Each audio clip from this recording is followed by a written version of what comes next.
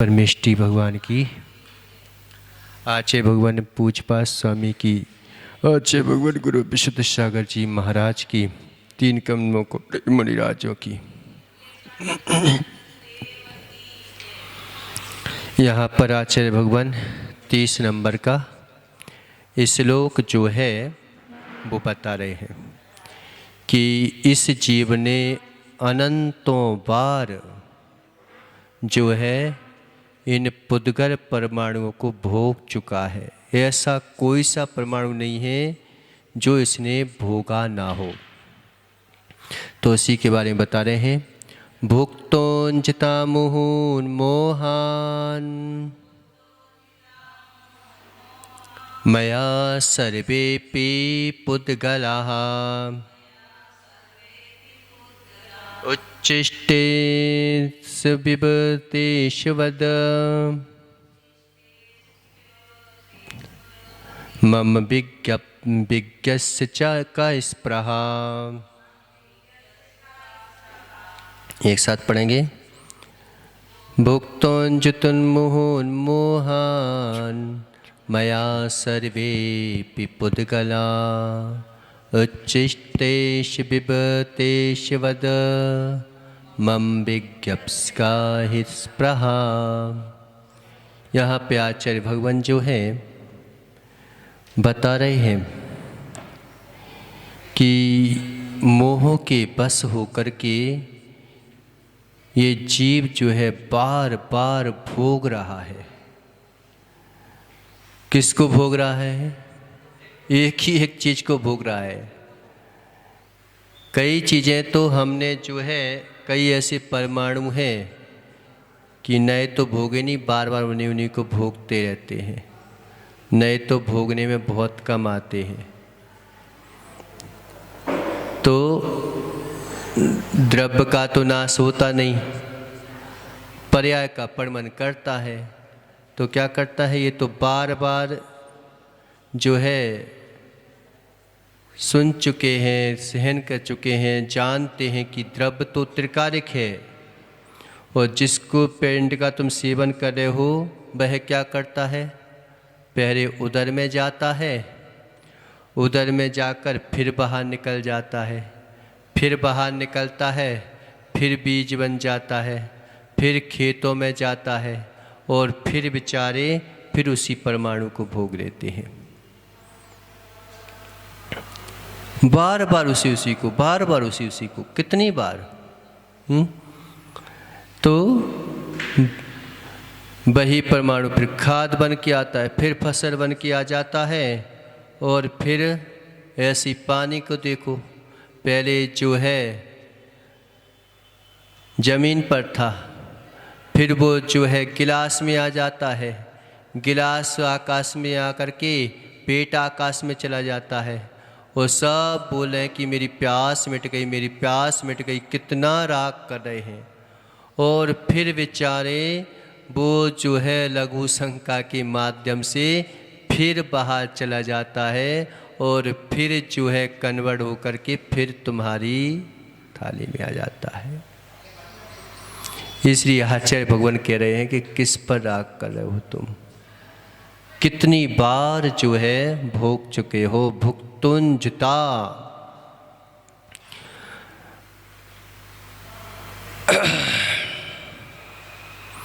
भोग कर, किसको? कि भुक्तुंजता यानी भोग कर, मुहुन, कितनी बार? बार बार। मुहु माने बार बार मोह, मोह की वशीभूत होकर। क्या? मेरे द्वारा सर्वेपि पुद्गला, सभी पुद्गल। तो अब यहाँ से ऐसे लगाएंगे कि सभी पुद्गलों को मैं परमाणुओं के महामया मोहात, मैंने मोह से जो है, मोह बार बार जो है भोग कर अद्य आज, अब उच्चिष्ट यानी झूठन, कभी मुंह से निकालो और फिर खा के देखो। खाते हो? खा के देखना, फिर उसको सुहानी खाता है।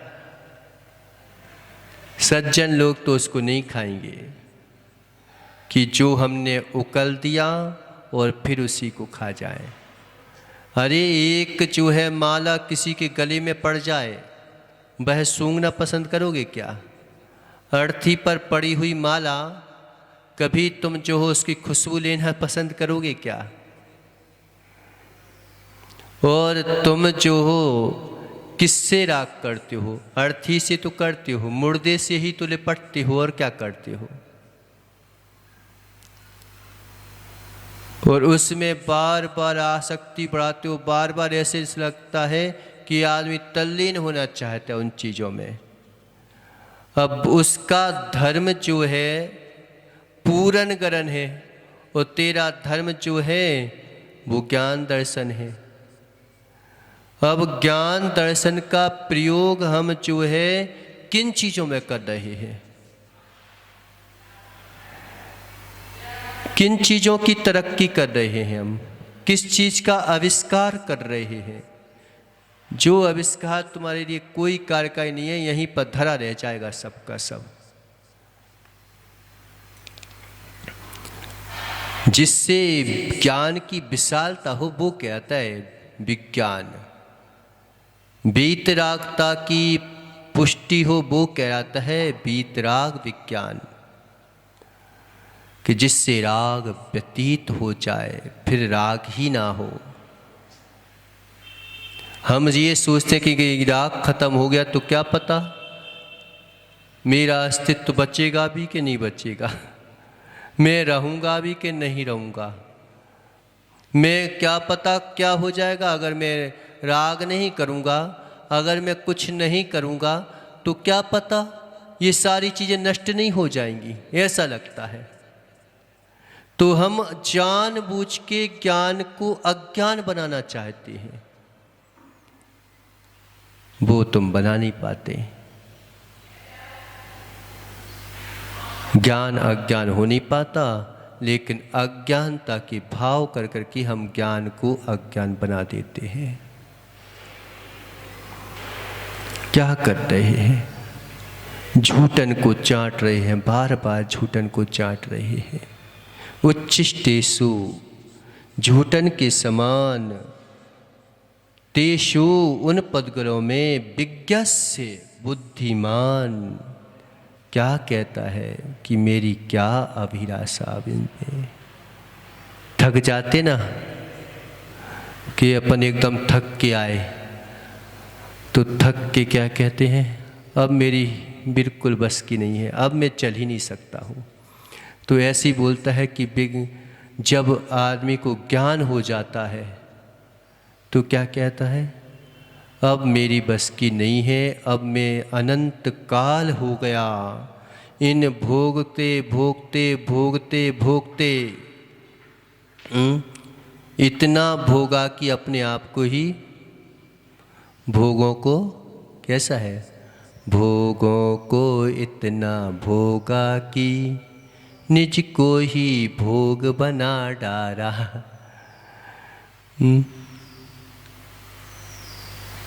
माने हमने अपने आप को ऐसा लगता है कि भोग के बिना तो मैं रह ही नहीं पाऊंगा, मेरा कोई चीज़ दिखाई नहीं देगी अगर मैं भोगूंगा नहीं। तो ऐसा लगता है कि मालूम चाहे कि ज्ञान दर्शन उसी में काम कर रहा है, मेरा ज्ञान ही काम ना करेगा। कई लोगों ने तो पता मिथ्यात क्या है, यही तो है कि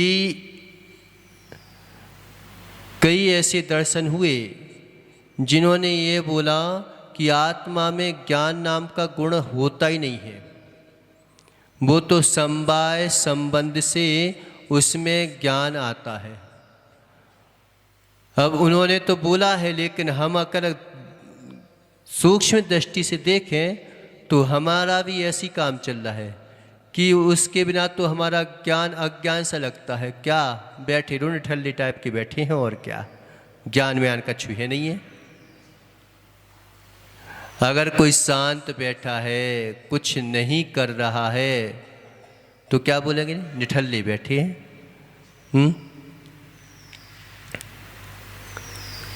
कोई काम के बन नहीं बचे, सही बात है। कोई काम के तो ही ना बचते, कोई काम के करनी बच नहीं है। कब तक काम करते रहोगे? दूसरे की नौकरी कब तक करते रहोगे? पुद्गलों की नौकरी कर रहे हो तुम। अपने किसी सगे संबंधी की नौकरी को तो भी ठीक है, दूसरे की नौकरी कर रहे हो तुम। तो इनमें मेरी क्या अभिलाषा? बुद्धिमान सोचता है कि इनमें मेरी क्या अभिलाषा, क्या अभिलाषा करूं इनको? अभिलाषा वहां करो जहां पर अपन को कुछ प्राप्त हो जाए, कि ऐसा प्राप्त हो जाए, ऐसा प्राप्त हो जाए कि अभिलाषा ही समाप्त हो जाए।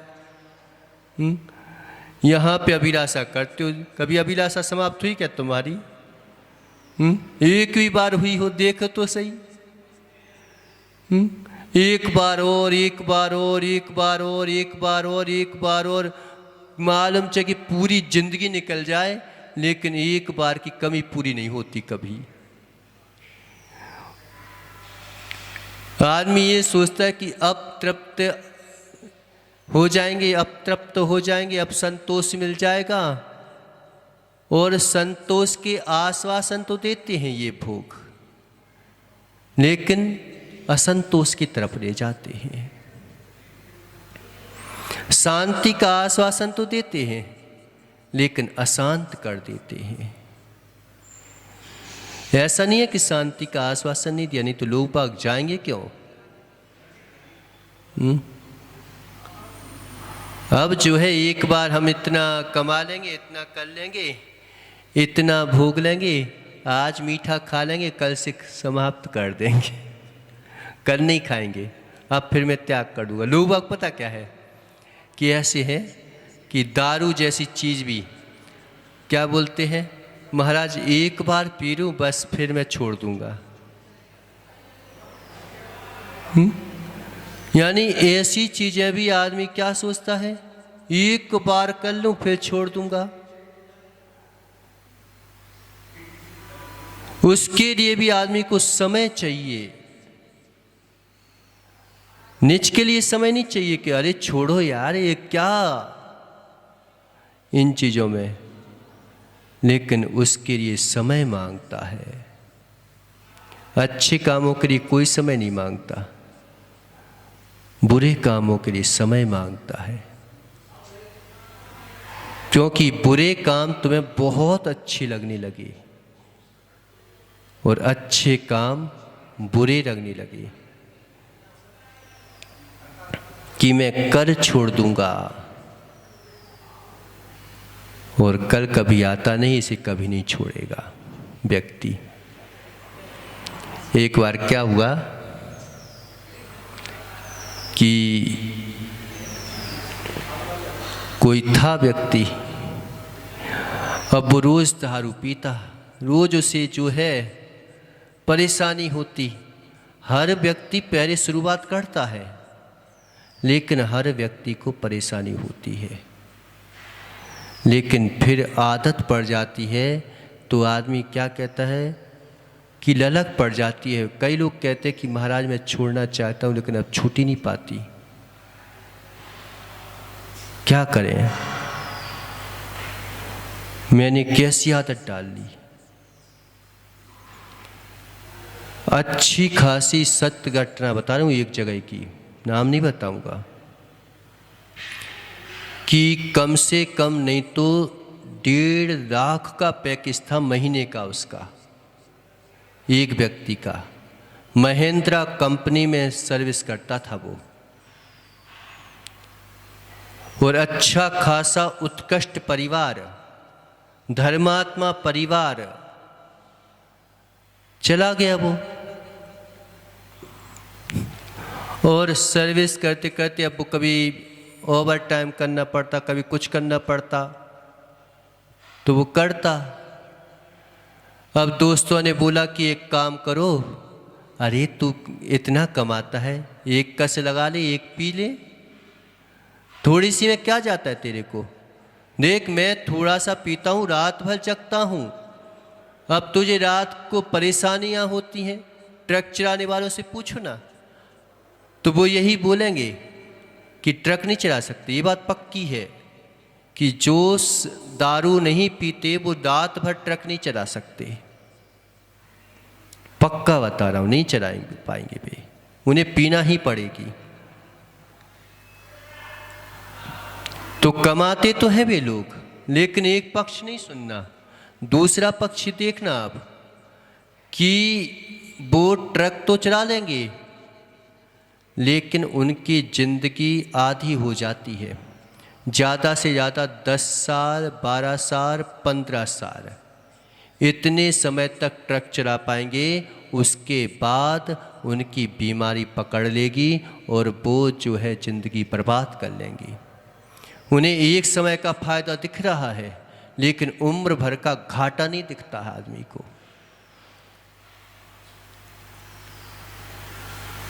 गलत बोल रहा हूं? उम्र भर का घाटा नहीं दिखता उसको कि एक समय बस अभी तो चलाओ, अपन को देखेंगे। ट्रक चलाने वाले हमेशा देखना तुम कि जिनके घर ट्रक चलाने वगैरह का काम है ना, उनके यहाँ एकदम पुण्य दिखेगा, एकदम पैसा दिखेगा, और ज़्यादा से ज़्यादा 12-15 साल हुए नीचे आ जाएंगे। क्यों? क्योंकि बहुहिंसक व्यापार किया है ना। कितने जीवों को हत्याएं कर दी तुमने। दूर से दिखते हैं बस, शुरू में एकदम पुण्य दिखेगा, एकदम पुण्य। विपरीत चीज हमेशा एकदम दिखती है लेकिन एकदम डाउन हो जाती है फिर वो। तो वो बालक जो है लोगों के कहने पर जो है शराब पीने लगा।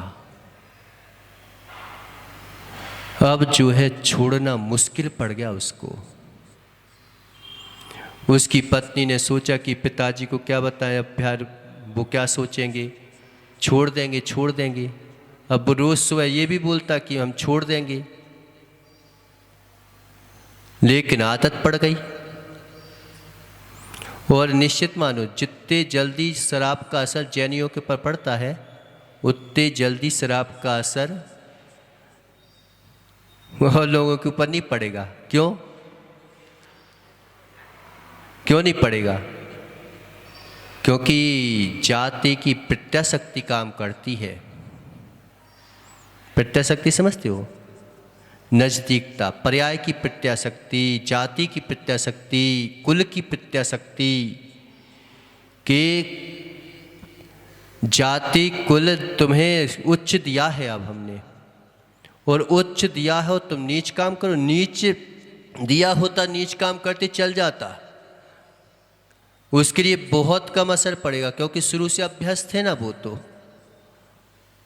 कोई अगर जहर शुरू से थोड़ा थोड़ा खाए ना तो जहर भी पचाने लगता है व्यक्ति। लेकिन तुमने तो जो है बचपन से इस बात को सुन रखा है कि हमारे किधर सप्त व्यसन का कोई भी जानता है, अजैन व्यक्ति भी जानता है कि इन जैनियों के ऊपर ऊपर के सिद्धांत सबको पता रहते हैं। अंतरंग के सिद्धांत पता हो चाहे ना पता हो, तुमको भी जो है मुस्लिम हिंदू जो है जिनके भी धर्म हैं उन सबका थोड़ा थोड़ा ज्ञान है। ऐसी उन लोगों को भी जो है जैनियों का ज्ञान होता है। अगर मुनिराज असमय में बाहर निकल जाए तो अजैन लोग बोल दें कि तुम्हारे महाराज वहां पे क्यों गए थे। ज्ञान होता है। तो ये जाति की प्रत्याशक्ति काम करती है कि अगर जैन कुल में जन्मा बालक अगर गलत काम कर देता है तो जल्दी असर पड़ेगा उसके। यानी 1.5-2 लाख का पैकेज और मात्र 5-6 महीने हुए होंगे और उसकी आंतें जो हैं गलने लगी। ऐसा हो गया कि बिल्कुल अब जो क्या बोलते हैं बिड़ियाँ जो रखी रहती थी ना उनको उठा के पीने लगा। भिखारी जैसा हालत हो गई उसकी। उसकी पत्नी जो है मात्र 4,000 में जो है दूसरे की नौकरी करती थी।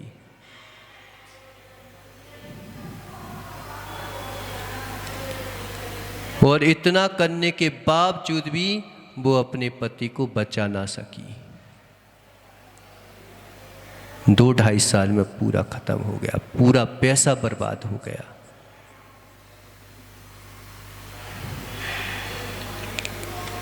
तो हमें लगता है कि धर्म क्या करता है, देता कुछ नहीं, अंदर से सब कर देता है। एक बार हमने एक भाई से बोला कि चलो मंदिर चलें, तो उसकी बहन तपाक से क्या बोली पता? क्या करेंगे भगवान? पढ़ा देंगे क्या? लिखा देंगे क्या? कुछ किरा देंगे क्या? नौकरी लगवा देंगे क्या? हमने कि भगवान को इन सब के लिए काम नहीं है तुम्हारे लिए। क्यों दिलवाएंगे नौकरी? क्या तुम्हारी नौकरी अब लगे क्या? नौकरी दिलवाएंगे क्या? तुम्हें चले जाओ। हमें ठीक है, मैं तो जा ही रहा हूं। उस समय ज़्यादा जवाब नहीं दे पाया मैं, क्योंकि घर पे था ना। लेकिन जब मुनिराज बन गए और उनके पिताजी मेरे पास आए और क्या बोलते हैं, महाराज मैं बर्बाद हो गया। हमने क्या बर्बाद हो गए?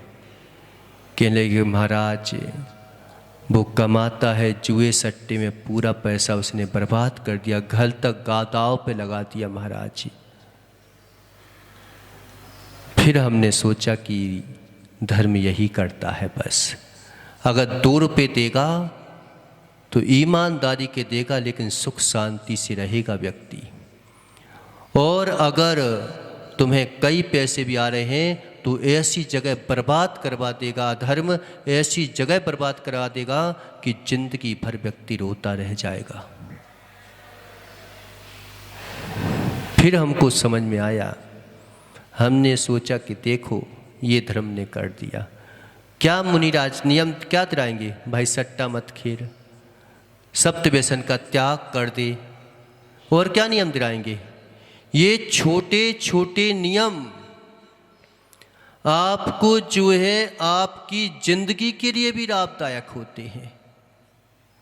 दिखता हमें ऐसा है कि क्या होता है इन चीजों से,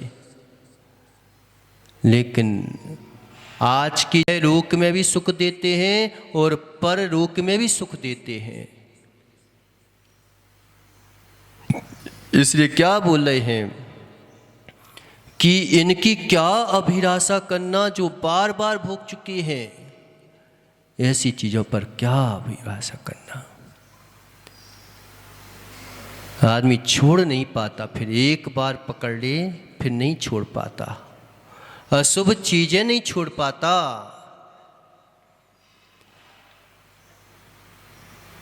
और पी लेता है। तो गहरे गहरे आचार्य भगवंतों ने, हम ये सोचते हैं ये तो महाराजों के लिए लिखे होंगे, और क्या हमें क्या करना, हम तो भोग ही रहे हैं, छूट तो पा नहीं रहे हैं। ये तो मात्र महाराजों के चिंतन है, महाराजों के लिए लिखे होंगे, और हमारे लिए ये कोई जो है उपदेश मेरे लिए क्या काम का? कोई काम का है क्या? अरे जिनैन देव की वाणी अगर भोगी सुनेगा तो योगी पद को प्राप्त कर लेगा, योगी सुनेगा तो जो है परमात्म पद को प्राप्त कर लेगा। हर जगह कार्यकारी होते हैं ये दृष्टांत, हर जगह ये कार्यकारी होती हैं कि अगर भोगी कहीं जंगल में फंस गया, उस समय एक क्षण को याद आ गया और हो सकता है कि अपना आत्म कल्याण कर ले व्यक्ति। कभी सुनते हैं ना तो वो चीज याद आ जाती कि देखो उस समय बोला था।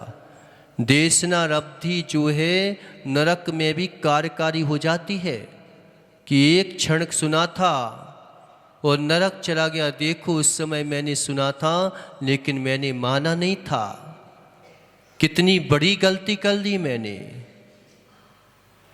उस समय ये देशना जो है तुम्हारे कार्यकारी हो जाती है। सम्यक्त का कारण भी बन सकती है, नरक में भी सम्यक्त हो सकता है।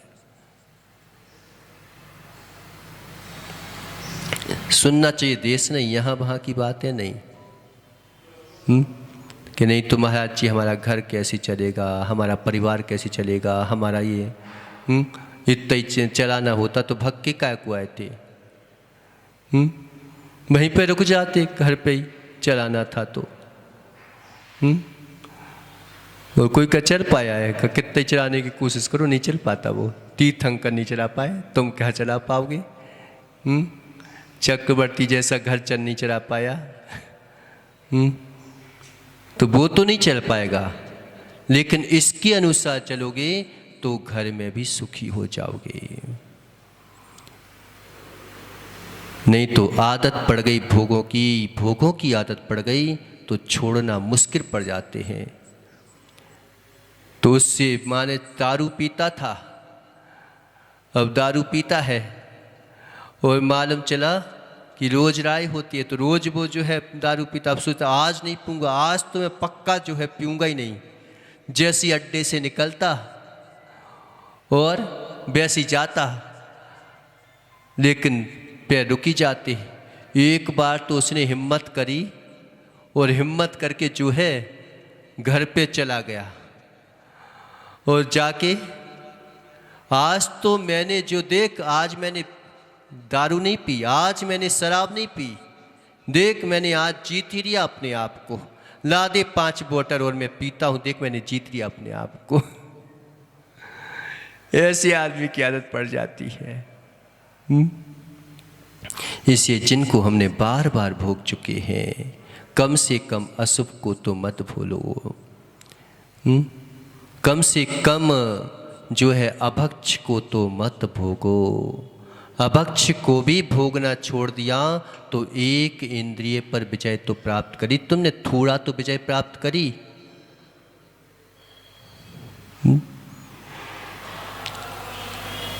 तो इस प्रकार से आचार्य भगवान ने बताया।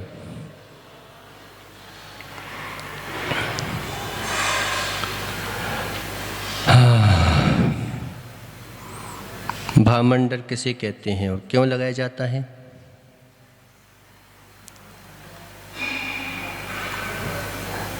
कौन क्यों लगाया जाता है और किसे कहते हैं भामंडल?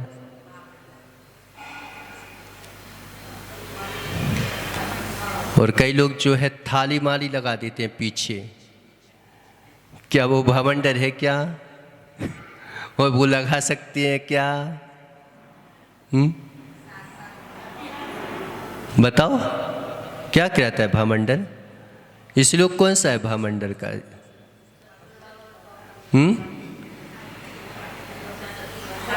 भक्तांबर का स्तोत्र है ना, कौन सा है? अच्छा चामर का सुनाओ। नहीं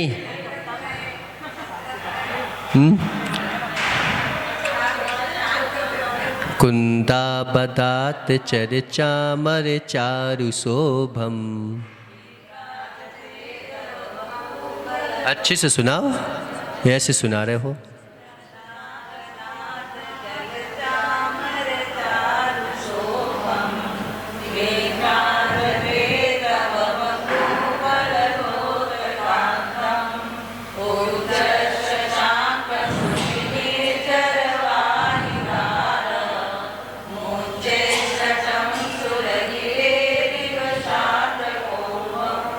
वह भामंडल का नहीं आया, ये तो चंवर का है। हाँ, ये तो हमने चंवर का ही बोला पाया था। लेकिन भामंडल का है कि नहीं है? मेरे को भी याद नहीं है। पता नहीं है। दो जो है ना, अधिकांश मंदिरों में वो पढ़ते हैं ना, दो याद है। एक छत्र का है, एक चंवर का है। तो भामंडल किसे कहते हैं?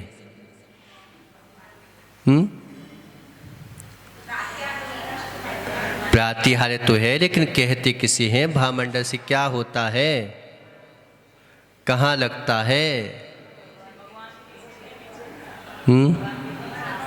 अच्छे से बताओ।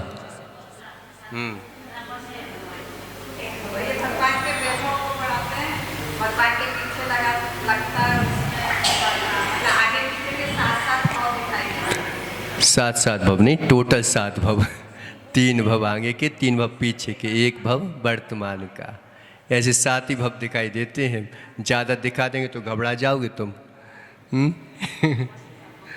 तो 7 भव ही उसमें दिखाई देते हैं, है ना, कि उसे जो है सम्यक का कारण बन जाता है कई लोगों के लिए, कि जैसे 7 भव अपने देखता है तो उसे जो है बोध हो जाता है। तो ये भी जो भावमंडल जो है वह व्यक्ति के लिए सम्यक का कारण बन जाता है। और भावमंडल के रूप में अपन जो है मंदिर में क्या लगाते हैं, पीछे पीछे जो है कांच वगैरह में से हीरे वगैरह का बनाना चाहिए। अच्छा, चांदी का, हीरे का, ऐसा बड़ा वाला है। लेकिन इतना बड़ा हीरा कहाँ से लाओगे? तो जो है कांच लगा देते हैं। ये जो है यंत्र भी लगा देते हैं, कभी यंत्र के ऊपर भी भामंडल बन जाता है ना। हाँ, और कौन सा होता है? देवदुंदुभी, है ना। ये क्या है? क्या बाजे?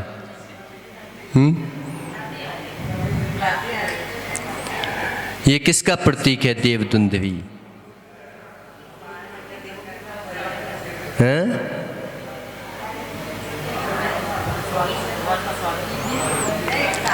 देवदुंदुभी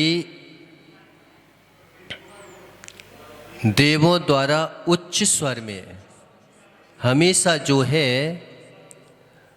जब हम स्तोत्र वगैरह पढ़ते हैं तो नाक से नहीं पढ़ना चाहिए, गले से पढ़ना चाहिए। और गले से पढ़ने में आवाज़ स्पष्ट आती है, ऐसे ही उच्च स्वर में पढ़ी जाती है। तो ये जो है गंभीर रहती है देवदुंदुभी। उसको सुनने में ऐसा नहीं लगता कि अरे क्या, कभी कभी बाजे बजते ना तो कहते बंद करो यार, कितना बजा रहे हो तुम। लेकिन ये जो है गंभीर स्वर में निकलती है देवदुंदुभी, और ये दिव्य घोष का प्रतीक है। जब भी भगवान का रथ निकलता है, जब भी भगवान की सवारी निकलती है, जब भी जो है गुरु आते हैं तो आगे देवदुंदुभी चलना चाहिए, कि दिव्य घोष टाइप की चलना चाहिए। यहाँ पे नहीं है, बुंदेलखंड में कई दिव्य घोष हैं, तो वो जो है जैनी बच्चे ही लोग जो है ना बजाते। कई लोग क्या करते हैं, ध्वजा जो है किसी और को दे देते हैं, कि मालूम चाहिए कि गरीब भिखारी टाइप के लोगों को, कि भाई तुम ध्वजा लेके चलो। तुम्हें इतनी नफरत है क्या धर्म से, कि उनको दे रहे हो? ध्वजा जो है विजय का प्रतीक होती है। ध्वजा जो है हमारे लिए कई चीज़ों में कार्यकारी होती है। ध्वजा जो लेके चलता है उसकी यशा कीर्ति जग में विख्यात होती है। तुम अपनी यशा कीर्ति से नफरत करते हो क्या? वैसे तो कर्म मांगना नहीं चाहिए भगवान से, लेकिन भगवान के जो है कार्य करोगे तो निश्चित मानो यशा कीर्ति अपने आप फैलेगी। इसलिए हमेशा जो है ध्वजा जो है कभी भगवान की झुकना नहीं चाहिए। जो आपके घर मंदिर में ध्वजा लगी है ना, वो ध्वजा तो वास्तविकता में नीचे लटक रही है। ये ध्वजा का विधान आया ही नहीं है आगम में। वो जो शिखर से टकरा रही है, शिखर से टकरा रही है ध्वजा, तो समाज में तो आपस में लड़ाई होना ही है, झगड़ा होना ही है। मैं नहीं बोल रहा हूँ, पढ़ लेना नहीं तो।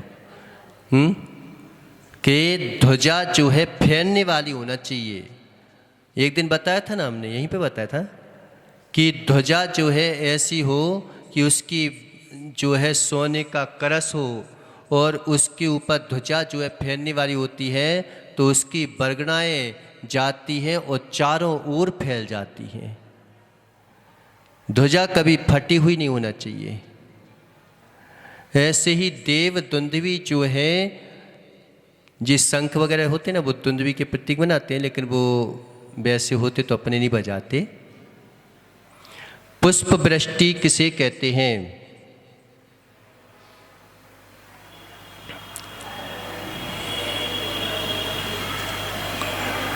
पुष्प वृष्टि क्या है?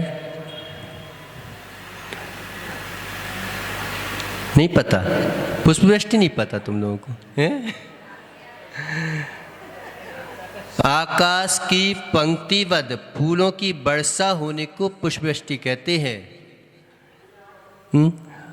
उसकी यानी बिखराव होना चाहिए। भगवान को टच नहीं करती वो पुष्प वृष्टि कभी। समूह शरण में तो कोई को टच नहीं करते। ये तो मात देवों के जो हैं अतिशय हैं, तो वो जो है पुष्प वृष्टि करते हैं।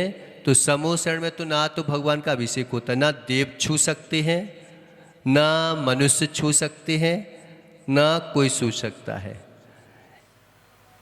इसलिए आगम में अरहंत का प्रतीक मूर्ति बनाई गई कि भाई हम क्या करें, अब भगवान को साक्षात हम समूह शरण में तो देख लें, देख सकते हैं, लेकिन हम क्या करें अब? तो फिर भक्त के लिए जो है भगवान बना सकता है भक्त। ये बढ़िया चीज बनत है। सिद्ध भगवान जितने तुम्हारे लिए कार्यकारी नहीं है, जितने भगवान जो मंदिर में बैठे भगवान तुम्हारे लिए कार्यकारी है, वो तुम्हें सम्यक्त नहीं देंगे, लेकिन इनकी पूजा करोगे तो सम्यक्त हो जाएगा। क्योंकि ये हमने बनाए हैं, ये अहंकार के लिए नहीं बनाना, लेकिन कि हमने बनाए हैं तो ज़्यादा उत्साहित होता है व्यक्ति, ज़्यादा अपने वो लोग समझता है। तो पुष्प वृष्टि वास्तविकता में गंधोदक वृष्टि भी कहते हैं इसको, पुष्प वृष्टि को, कि गंधोदक की वृष्टि होना। तो ऐसे करना चाहिए जैसे कि कोई पानी मानी में टच ना हो, ऐसे पुष्प वृष्टि करना चाहिए। नहीं तो चाहे गिरे गिरे हो गए, वो हो गए, मान कि बेकार हो गए। तो या तो फिर तुम मार्जन करके कर लो उसको पूरा, कि भाई थोड़ा सा कर लो बस। नहीं तो उन्हीं के पैरों पे पड़ा है, उन्हीं के उस पे रखा है पुष्प वगैरह, और उस पर ने डाल दिया, पूरा डाल दिया, तो वो पुष्प जो है छोटी मूर्तियों पर बेकार दिखने लगते हैं, फिर लोगों को देखने में भी वो लगता है। तो मार्जन करके अच्छी तरह से थोड़ा सा पुष्प डाल दो, फिर अपन उसको कर सकते हैं। ऐसा कार्य करो। मान लीजिए कि उसके अंदर कोई जीव वगैरह पड़ गया हो, अब तुमने उसके ऊपर दूध डाल दिया, पानी डाल दिया, जीव मर गया। तो हमने किया तो अच्छे के लिए था, हो गया बुरा। तो हमें विवेक से करना चाहिए ये कि पुष्प वृष्टि मार्जन वगैरह करके और बिल्कुल साफ करके फिर जो है पुष्प वृष्टि थोड़ी करें, फिर धीरे से जो है उसको साफ करके फिर थोड़ा सा पानी डाल के फिर भगवान का प्रक्षालन कर दें। हाँ, समय हो गया। दिव्य ध्वनि किसे कहते हैं? दिव्य ध्वनि का अर्थ क्या है?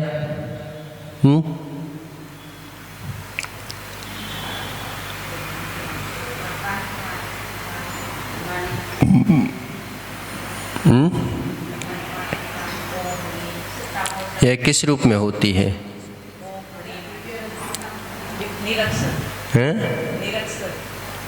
निरक्षर होती है। और कैसी होती है? अपनी सब अपनी अपनी भाषा में समझते हैं।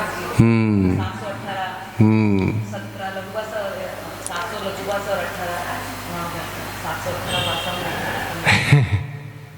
उल्टा बोल दिया। 1800 लघु भाषा और 700 नहीं, ऐसी कुछ है, वो मेरे को भी ध्यान नहीं आ रहा अभी। तो केवल ज्ञान की ध्वनि को दिव्य ध्वनि कहते हैं, है ना। और इसका दूसरा नाम ओमकारमय ध्वनि भी कहलाती है। इससे जो है भगवान की दिव्य ध्वनि को यद्यपि कोई झेल नहीं सकता, ऐसा नहीं कि कठोर होती है, ऐसा नहीं समझना कि झेलने के लिए मान चला कि झेल नहीं सकता तो कह रहे कठोर होती है, ऐसे कर्कश होती हो, ऐसे नहीं झेल पा रहे। गंभीर होती है। कठोर शब्द को सुनना बहुत सरल बात है, लेकिन गंभीरता को सहन कर पाना, गंभीरता में जा पाना, ये बहुत कठिन बात होती है। तुम देखो, लहरों से एक बार लड़ के तुम पार हो जाओगे, लेकिन कहीं अंदर चले गए ना तो ऊपर ही पहुंच जाओगे। तो लहरों से तो फिर भी तुम टकरा के पार हो सकते हो, लेकिन अंदर जाने के लिए तो तुम्हारे लिए क्या चाहिए पड़ेगा। समुद्र में अंदर जाते ना, अंदर के रत्न निकालने जाते हैं महावीर भैया, तो ऐसे डूब जाते हैं क्या लोग बाग? कभी डूब के देखा क्या कि चलो भाई अंदर रत्न है, इसको उठा लाए हम? तो क्या करना पड़ता है? क्या करना पड़ता है? तैरना तो ये बात की बात है, ऐसी तैरना भी आता तो ऐसी डूब जाओगे क्या? तैरने के अलावा एक ऑक्सीजन और ले जाना पड़ती है। ले जाते कि नहीं ले जाते? कि पूरा पैक करके ऑक्सीजन वगैरह बांध करके फिर जाते हैं। तैरना मुख्य नहीं है वहाँ पे, तैरना तो सब जानते हैं, लेकिन अंदर जाने के लिए तैरने के साथ साथ ऑक्सीजन और लगाना पड़ती है। ऐसी भगवान की देशना जो होती है, जब अंतरंग की ध्वनि सुनना है, अंतरंग में जाना है, गहराइयों को समझना है, तो फिर एक पावरफुल ऑक्सीजन और लगाना पड़ती है। वो पावरफुल ऑक्सीजन गणधर परमेष्टि भगवान के पास ही होती है और किसी के पास नहीं होती। जैसे ही उन्हें योग्यता प्राप्त होती है गणधर परमेष्टि को, उसी समय उन्हें जो है 63 रिद्धियाँ प्राप्त हो जाती हैं। 64 रिद्धिधारी जो है भगवान होते हैं, और मात्र केवल ज्ञान को छोड़ करके एक रिद्धि शेष बचती है, वो गणधर परमेष्टि भगवान के पास होती है। अगर एक और हो जाती तो तुम उनसे ही वंचित हो जाते हैं। तो 63 रिद्धिधारी जो है गणधर परमेष्टि होते हैं, और वो उस वाणी को जो है आपके लिए जिनके भी लोग होते हैं उन सब के लिए जो है वह प्रदर्शित करते हैं। उसको फिर जो है आचार्य परमेष्टि भगवान सुनते हैं, लिपिबद्ध करते हैं। उस ध्वनि को जो है सभी जीव अपनी अपनी भाषा में समझ लेते हैं। दिव्य कह रहे ना, विशाल दिव्य, हर किसी की ध्वनि नहीं रहती। इस प्रकार से बताया। इसके आगे अपन आगे देखेंगे। ओम नमः सिद्धेभ्यः।